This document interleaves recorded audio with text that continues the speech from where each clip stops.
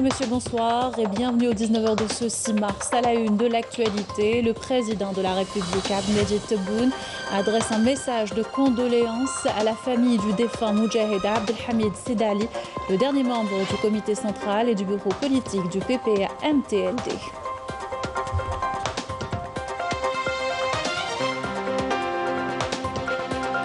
Lancement des festivités de la Journée mondiale de la femme à l'Assemblée populaire nationale, son rôle et sa contribution, notamment dans la relance économique mis en avant. Nous écouterons le président de l'Assemblée populaire nationale et la ministre de la Solidarité.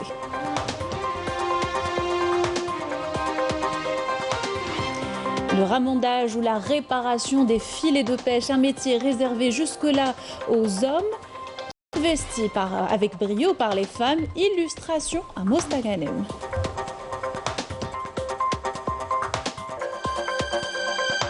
Les précipitations survenues ces derniers jours font le bonheur des agriculteurs. À Boujbariri, ces pluies très attendues pourraient sauver la saison agricole. Les détails dans cette édition. Et pour aider les agriculteurs à faire face au manque de pluie, plus de 300 autorisations de forage de puits octroyées à Ouergla, des facilitations qui ont permis d'augmenter la superficie irriguée de 500 hectares. Le marché du travail s'oriente vers les métiers du numérique. Les offres d'emploi ont fleuri durant la pandémie, une tendance confirmée auprès des plateformes de mise en relation. Reportage dans notre journal. Et à l'étranger, les manifestations des Marocains se poursuivent à l'intérieur et à l'extérieur du pays. Ils dénoncent la politique du régime du Marzen qui plonge la population encore plus dans la misère. Bienvenue à tous, je vous le disais en titre, décès aujourd'hui du Moudjahid Sidali Abdelhamid, dernier membre du bureau politique du mouvement de triomphe des libertés démocratiques. À cette triste occasion, le président de la République, Abdelmajid Tebboune, adresse ses condoléances les plus attristées à la famille du défunt et la famille révolutionnaire. Le président de la République a rendu hommage au défunt en relatant ses qualités tout au long de son parcours.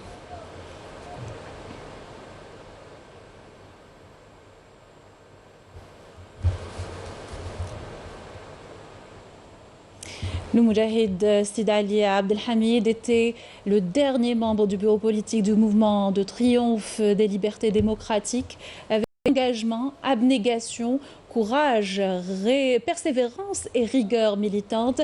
Et le défunt était également un des premiers fondateurs du comité révolutionnaire d'unité d'action CRUA, avec aux côtés de Mohamed Boudiaf, Houssine Aït Ahmed, Houssine Lahouel et Dakhli Mohamed, dit Bachir. Né le 26 décembre 1921 à Alger, il a été un sportif accompli en gymnastique et en basketball, où il a évolué dans les rangs de l'USM Alger à la fin des années 1930. Il a été décoré de la médaille de l'ordre du mérite national au rang Al-Achir, et ce en reconnaissance de ses positions et à sa lutte pour la liberté et le recouvrement de la souveraineté nationale. Inna lillahi wa inna ilayhi raji'un. Dans l'actualité également, début des festivités à l'Assemblée populaire nationale qui a lancé ce matin la célébration de la Journée mondiale de la femme. Sous le thème « Où se trouve la femme, se trouve la société ». Cérémonie en présence du président de l'Assemblée populaire nationale, Ibrahim Bourali, la ministre de la Solidarité, la famille et de la condition de la femme, Kauter Keliko, la ministre de l'Environnement, Samia Mouelfi, ainsi que la ministre des Relations avec le Parlement, Besma Azouar, avec la présence de plusieurs femmes représentant la société civile. À l'occasion, Ibrahim Bourali a mis en avant le rôle de la femme algérienne et son apport dans la relance et le développement et sa participation dans l'édification. Je vous invite à écouter le président de l'APN et la ministre de la Solidarité nationale. La femme algérienne a su aujourd'hui emboîter le pas à ses glorieuses aïeules en adhérant aux efforts de l'édification en toute conscience et en toute conviction pour une Algérie nouvelle qui aspire à faire de grandes avancées grâce à ce qui se réalise dans l'édification civilisationnelle et démocratique telle que s'est engagé à le réaliser le président de la République, Abdelmadjid Tebboune, depuis son investiture. Il a accordé à la femme algérienne la position qu'elle mérite pour qu'elle soit aux côtés de son frère grâce à ses compétences intellectuelles et à sa patience. Elle a prouvé qu'elle est à la hauteur et peut être la pierre angulaire dans l'édification de la nouvelle Algérie à laquelle nous aspirons tous. La célébration de la Journée de la femme est l'occasion d'enrichir les réalisations des héritières des Moudjahidat et des martyrs que l'histoire a immortalisées en tant qu'exemple pour les femmes de mon pays et de réitérer son engagement pour la reconstruction du pays sur les bases consacrées par la nouvelle constitution de novembre 2020.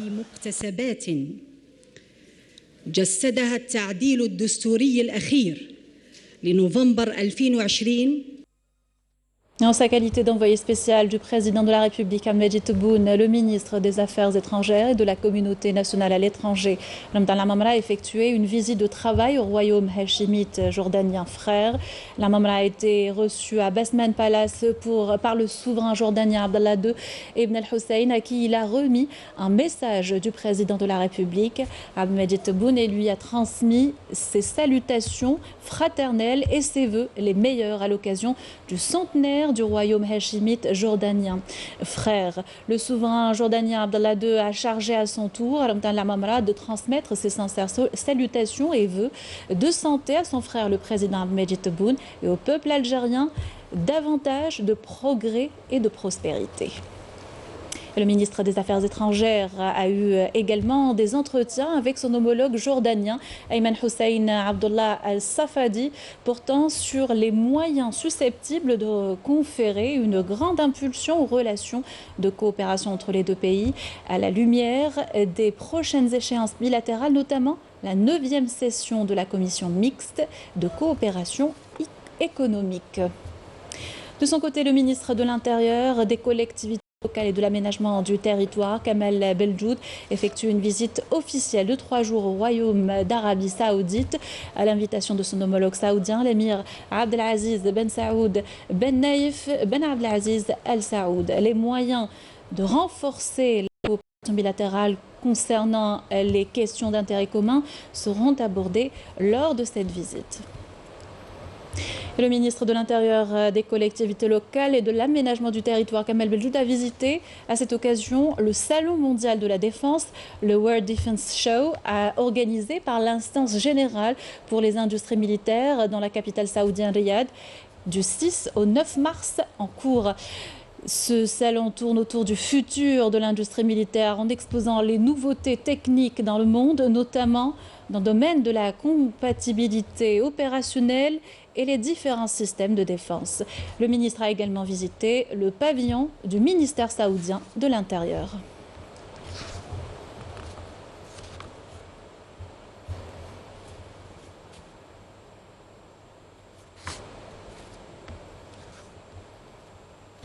Dans l'actualité également, les membres indépendants du Conseil de la Nation ont tenu une réunion pour annoncer la constitution du groupe parlementaire pour les indépendants au Sénat, et ce en présence de 12 des 14 membres. Après l'annonce officielle et le plébiscite de Betahar Lazreg en tant que président du groupe parlementaire, les membres ont publié une déclaration où ils considèrent l'annonce comme une nouvelle marque au nom de la nouvelle République, compte tenu qu'il s'agit du premier depuis la création du groupe parlementaire pour les indépendants en 1998.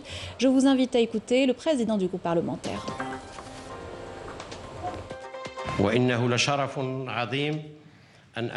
C'est un grand honneur pour moi d'être à la tête du groupe parlementaire des indépendants au niveau du Conseil de la Nation. C'est une première depuis l'édification de cette institution. La création du groupe parlementaire des indépendants n'est qu'une continuité de l'édification de la scène politique telle que voulue par le président de la République, Abdelmadjid Tebboune, ce qui traduit l'adhésion du citoyen à l'appel lancé par le président de la République à travers les 54 engagements contenus dans son programme électoral en quête d'une Algérie nouvelle.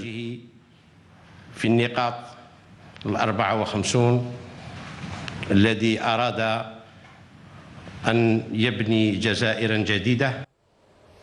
Les précipitations survenues ces derniers jours font le bonheur des agriculteurs. Des pluies attendues qui ne peuvent qu'améliorer la saison agricole. C'est le cas à Bodj Bouarerich, où des autorisations de forage ont été également accordées pour couvrir les besoins de la région en eau. Raouf Hamouch. Les précipitations enregistrées ces derniers jours sont une bénédiction pour les agriculteurs de la wilaya de Bodj Bouarerich. Des pluies salvatrices tombées à point nommé pour sauver une saison agricole qui a été marquée récemment par une longue période de sécheresse. La wilaya de Bodj Bouarerich a besoin annuellement de 350 mm de précipitations pour espérer avoir une bonne saison agricole. Bien entendu, nous espérons que les pluies continuent de tomber pour atteindre l'objectif escompté. Cette année, les agriculteurs de la commune de Dexter ont privilégié les cultures céréalières comme le blé tendre, le blé dur ou encore l'orge, plutôt que les fourrages pour l'aliment de bétail. Pour la saison en cours, nous avons préféré se concentrer sur les cultures céréalières. Si Dieu le veut, nous aspirons à un bon rendement. Plus la terre est irriguée, plus la demande sur le sang baisse. Une baisse qui est aussi en particulier due aux facilitations émanant des pouvoirs publics pour lutter contre la flambée sur ce produit. Avant les dernières pluies, les prix du son ont connu une flambée. À titre d'exemple, le prix à l'unité était à hauteur de 4000 dinars. Et comme vous le savez, il y a une répercussion directe sur les viandes rouges et blanches. Les précipitations enregistrées ces derniers jours sont une aubaine pour nous.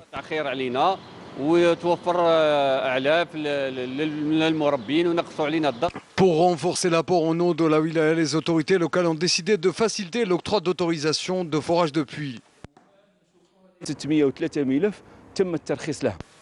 Nous avons octroyé 603 permis de forage de pluie aux agriculteurs de la wilaya. 365 sont en cours d'étude. L'objectif est de couvrir totalement toutes les terres agricoles de la wilaya. Ce sont des indicateurs positifs qui encouragent les agriculteurs de la région à travailler d'arrache-pied pour atteindre leur objectif, à savoir une production abondante. Et pas moins de 332 autorisations de forage de pluie ont été octroyées à Ouargla. 87 autres sont en cours de traitement. Des facilitations pour aider les agriculteurs à faire face au manque de pluie et qui ont permis d'augmenter la superficie irriguée de 500 hectares, nous dit Amel Siridir. Après une longue période sans eau, ce jeune agriculteur de Ngoussa a failli abandonner son activité agricole.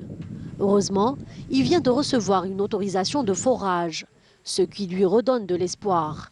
Il reprend enfin goût pour le travail de la terre.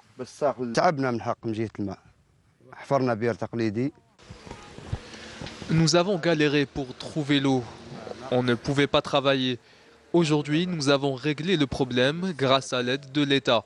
On a creusé un puits traditionnel et l'eau est disponible. Grâce au mécanisme du guichet unique, le délai de traitement des demandes d'autorisation a été écourté. Ces agriculteurs ont d'ailleurs réglé le problème du manque d'eau auquel ils ont longtemps fait face en un temps record. L'autorisation de forage, concernant les autorisations de forage, nous n'avons pas de problème avec un dossier complet. On nous délivre l'autorisation en à peine 15 jours. Même au niveau de la direction agricole de la Daïra de Ngoussa, ils nous ont facilité la tâche. L'autorisation concerne le forage d'un ou de plusieurs puits, notamment au niveau des grands espaces, comme c'est le cas à Hassim Saoud, où les parcelles agricoles dépassent 2000 hectares. Nous avons jusqu'à aujourd'hui délivré plus de 332 autorisations de forage depuis. 87 autres sont en cours de traitement. Nous avons remarqué une nette amélioration avec l'exploitation de plus de 3257 hectares, soit 500 hectares de plus comparé à l'année dernière.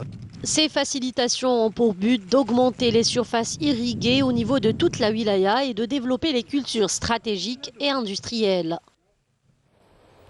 Et l'Agence d'appui et de développement de l'entrepreneuriat propose un financement et un accompagnement pour l'investissement dans l'agriculture. L'exemple ce soir nous vient d'Ilizi, la wilaya pilote en attendant de généraliser l'opération Yamina Saïchi.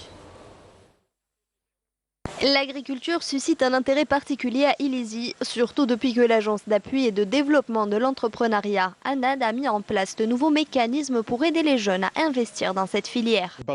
Certains voulaient investir dans le secteur, mais ils étaient réticents. Aujourd'hui, avec des nouveaux mécanismes mis en place par l'ANAD et les explications fournies aux jeunes investisseurs, il leur est plus facile de mettre en place leur projet. Un accompagnement technique et une session de formation sont assurés. Une fois formés, ces jeunes peuvent également compter sur le financement de l'ANAD. Nous avons mis en place un plan d'action afin que tous les projets soient en cours d'exploitation pour la prochaine saison agricole. Dans la zone frontalière de Tarat, les terres agricoles ont été dotées de plusieurs puits artésiens pour l'irrigation. Un projet pilote qui vise à soutenir l'investissement dans le domaine agricole. Ce forage a été réalisé par les autorités locales. C'est l'un des moyens de faciliter l'investissement dans le secteur de l'agriculture, que ce soit dans la culture de légumes, de l'aviculture, de l'élevage bovin et ovin, afin de lancer un projet intégré. Nous sommes mobilisés pour examiner tous les dossiers et faciliter les procédures pour aider les jeunes à lancer leur activité, ce qui contribuera à assurer le développement local et à soutenir l'investissement dans la wilaya. Autre mesure visant à booster l'agriculture dans la région, les exploitations agricoles ont été raccordées au réseau d'alimentation en électricité. Un autre programme sera lancé prochainement pour la réhabilitation des pistes. Et dans la filière céréalière, le groupe Agrodiv est l'un des plus importants du sud du pays. Posté à Béchar, il couvre les besoins en blé de 6 wilayas. Il produit 2000 quintaux par jour de blé tendre et 600 quintaux de blé dur, sans oublier les autres produits céréaliers. Melika Bellel. Avec une capacité de production d'environ 2000 quintaux par jour de blé tendre et 600 quintaux de blé dur, la filiale céréale du groupe Agrodiv de Béchar compte parmi les plus importants complexes qui couvrent le marché sud-ouest en blé. Notre complexe fournit 6 wilayas du sud-ouest. Il s'agit de Béchar, Adrat, Tindouf, Bordjbadji, Mokhtar, Bni Abbas et Timimoun. Le groupe Agrodiv fait partie des entreprises qui contribuent à la relance économique du pays et assure une autosuffisance pour Béchar et les wilayas limitrophes avec des produits 100% algériens. Notre complexe compte 186 travailleurs. 35 personnes travaillent au niveau des centres de distribution dans les 6 wilayas. La filiale sud-ouest du groupe Agrodiv compte diversifier ses produits au profit des régions du sud-ouest, des produits déjà disponibles dans les wilayas du nord. Nous avons 2 projets en cours de réalisation. Ces projets portent sur la mise en place d'une unité de production des pâtes alimentaires avec une production quotidienne de 240 quintaux et d'une autre dédiée à la production d'aliments de bétail avec une capacité de 700 quintaux par jour. Cette unité sera opérationnelle dans environ 6 mois. La filiale sud-ouest du groupe public de l'agro-industrie Agrodiv compte également relancer et moderniser plusieurs unités, notamment pour la production de farine alimentaire, semoulerie et pâtes dans les régions ouest et sud-ouest du pays. Direction Mostaganem pour parler des métiers de la mer, mais pas que. L'occasion également de vous présenter des femmes qui ont investi un domaine majoritairement masculin, la réparation des filets de pêche. Reportage de Salim Skandal, commentaire à Majid Benrazi. Le ramandage ou le remaillage des filets de pêche, voici un métier qui était auparavant exclusivement réservé aux hommes. Aujourd'hui, il est devenu une activité que beaucoup de femmes ont investie. Nous avons là un filet de pêche complètement déchiré. Notre travail consiste à le ramander. Nous essayons de le remettre en l'état initial pour servir de nouveau.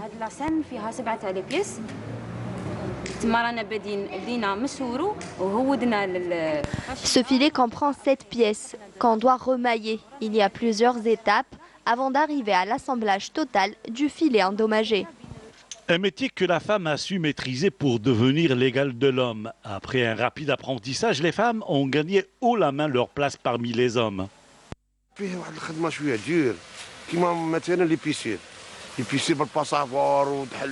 Le métier de ramandage est un métier très dur, même pour les hommes.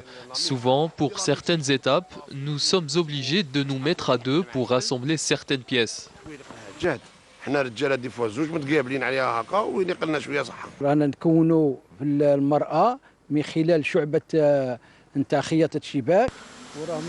Nous sommes en train de former les femmes pour ce métier avec la collaboration de la Chambre de la pêche et l'Institut de formation d'Oran.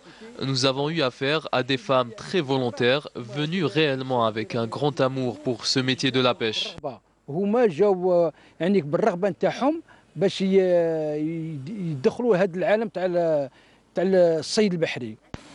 L'introduction de spécialités de formation pour ce métier est une véritable aubaine pour toutes ces femmes en quête d'emploi et de stabilité. Et on va sonder à présent le marché du travail via les plateformes de mise en relation. À travers les deux exemples choisis, une tendance vers le numérique s'est démarquée en période de pandémie notamment. Ce nouveau métier, ou plutôt deux nouveaux métiers, sont proposés par les employeurs, comme vous allez le découvrir dans ce reportage de Walid Yousfi. Un dimanche bien chargé aujourd'hui. Spécialisé dans les ressources humaines, Alcor Berach s'apprête à accueillir une vingtaine de demandeurs d'emploi. Un chiffre encourageant en ce début d'année. Pour ce chef d'entreprise, la tendance est à la hausse. Des demandes entrantes enregistrées pour le mois de janvier qui est pratiquement 15% en plus de l'année 2021. Nous avons enregistré certaines demandes que nous n'avons pas eues début d'année 2021. C'est suite aussi à la situation sanitaire de notre pays, mais aussi dans le monde. Donc des conditions qui s'améliorent au fur et à mesure et qui nous donnent un peu d'espoir à recomposer avec le tissu économique actuel. Pour Emploitic, les indicateurs sont au vert. Cet organisme de placement et d'aide à l'emploi a enregistré une hausse de 15% d'offres d'emploi et de candidatures par rapport à l'année dernière, pour cause une situation sanitaire qui commence à se stabiliser. De nouveaux métiers ont même vu le jour. Nous avons eu 5086 postes ouverts sur différents secteurs et il y a eu jusqu'à maintenant 1692 personnes qui ont été recrutées. Alors, ces dernières années, nous avons eu de nouveaux métiers qui ont émergé suite à la grande digitalisation. Donc, nous avons par exemple les métiers du digital marketing. Comme exemple, nous avons le community manager. Nous avons aussi les profils qui sont liés à l'analyse des data. Donc, nous avons le profil de data analyst qui a émergé également. Nous avons aussi le profil de project management officer. De plus en plus de jeunes ont recours à ce genre d'organisme de placement pour rejoindre le monde de l'emploi. Des plateformes qui fournissent encadrement et orientation pour la réalisation d'un bon CV et la préparation aux entretiens d'embauche. À l'étranger, les contestations sont quasi quotidiennes contre le Marzen. Les Marocains se dressent contre les décisions du régime qui plongent la population encore plus dans la misère. Medjid Benkrassi. Un front social marocain en ébullition permanente qui met en garde contre la tyrannie croissante du régime du Marzen, la cherté de la vie ainsi que les restrictions sur les droits fondamentaux, sur les libertés publiques et syndicales, poursuites judiciaires, emprisonnement de journalistes indépendants, censure de médias en ligne et inculpation d'artistes et de citoyens. Les enlèvements se poursuivent, tortures, arrestations arbitraires et condamnations sont autant d'exactions réservées aux activistes de droits de l'homme ou tout citoyen exigeant la justice sociale. Pendant ce temps, la famille royale, à l'image des deux sœurs de Mohamed VI, ont transféré leurs biens en Hollande. La princesse Selma vient de créer une fondation dans ce pays européen pour y transférer une partie de ses actifs détenus à l'étranger. L'autre sœur du roi, Lalla Asma, détient quant à elle une structure similaire depuis 2019. La famille royale prédatrice s'appuie sur l'injustice sociale, le clientélisme et la corruption pour se faire des fortunes vite transférées dans des paradis fiscaux. Sur le plan extérieur, le Maroc est accusé de passivité dans la tentative de 2500 migrants de franchir la clôture frontalière de Melilla un assaut perçu par le gouvernement espagnol comme une intention claire de la part de Rabat de faire pression sur l'Espagne dans un contexte marqué par la détérioration des relations entre les deux pays. Il est impossible pour Rabat de ne pas détecter une file de 2500 personnes à la frontière, font remarquer des sources gouvernementales espagnoles. Outre-Atlantique, des membres du Congrès américain ont appelé le président Joe Biden à ne conclure aucun accord sur l'armement avec le Maroc, sur fond de crainte quant à l'utilisation de ces armes contre le peuple sahraoui, et souhaité que le rôle crucial que jouent les États-Unis dans le conflit au Sahara occidental puisse permettre aux Sahraouis d'exercer leur droit inaliénable à l'autodétermination. Dans une lettre adressée récemment au président Biden, 11 membres du Congrès américain se disent préoccupés par la politique des États-Unis au Sahara occidental et par les accords sur la vente d'armes au Royaume du Maroc, conclus entre Washington et Rabat. Les Marocains établis à l'étranger se joignent aux manifestations contre les pratiques du Marzen. Des rassemblements ont été organisés par la diaspora marocaine devant l'ambassade du Maroc à Paris. Ils pointent du doigt, entre autres, la politique répressive du régime marocain. Medjid Benrassi. Répondant à un appel d'une dizaine d'associations de droits de l'homme activant en France, un rassemblement a été organisé par la diaspora marocaine devant l'ambassade du Maroc à Paris. Les manifestants dénoncer les pratiques répressives du Marzen et exiger la libération de tous les détenus politiques se trouvant dans les geôles du royaume. Là pour exprimer notre solidarité avec tous ceux qui luttent au Maroc, surtout les journalistes emprisonnés, ce procès inique qui a frappé dernièrement Omar Radi et Slimane.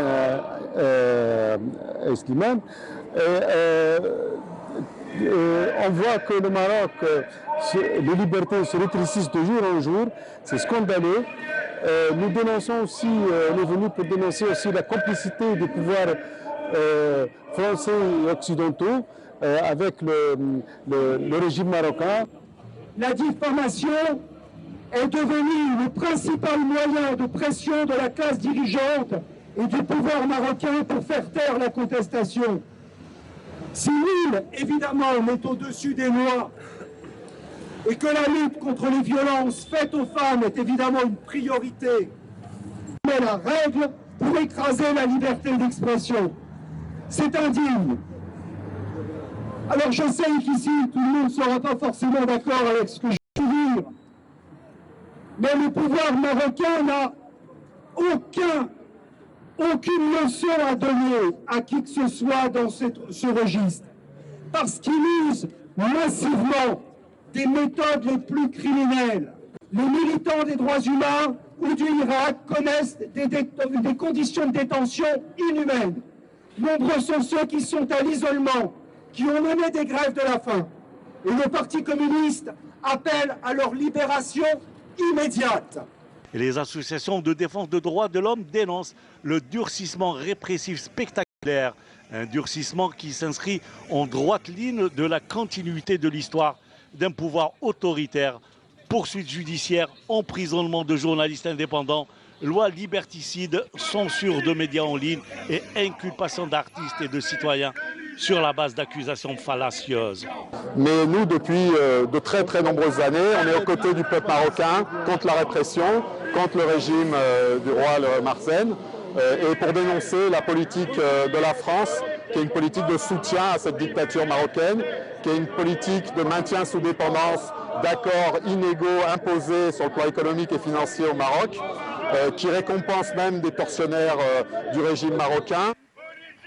Enlèvement, torture, arrestation arbitraire et condamnation sont autant de châtiments réservés aux journalistes, youtubeurs et activistes de droits de l'homme ou tout citoyen exigeant la justice sociale. La liste des victimes des brutalités ne cesse de s'allonger.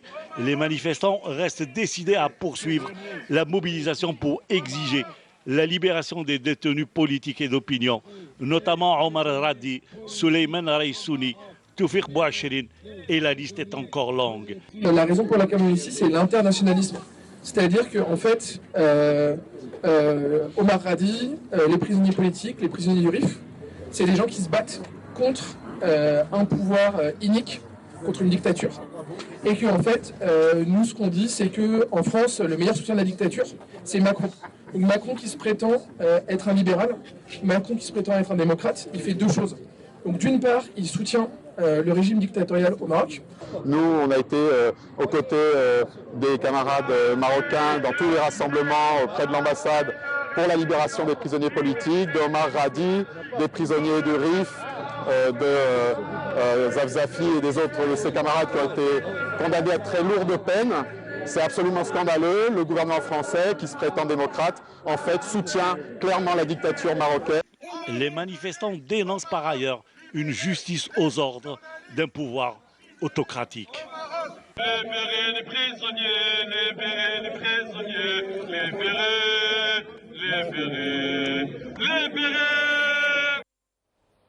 Et d'autres actions de contestation sont prévues au Maroc cette fois. Les transporteurs de voyageurs et de marchandises entameront demain une grève générale de 72 heures renouvelable en vue de contester la non-satisfaction de leurs revendications par la tutelle concernant la révision à la baisse des prix des carburants et le refus du dialogue avec les syndicats du secteur.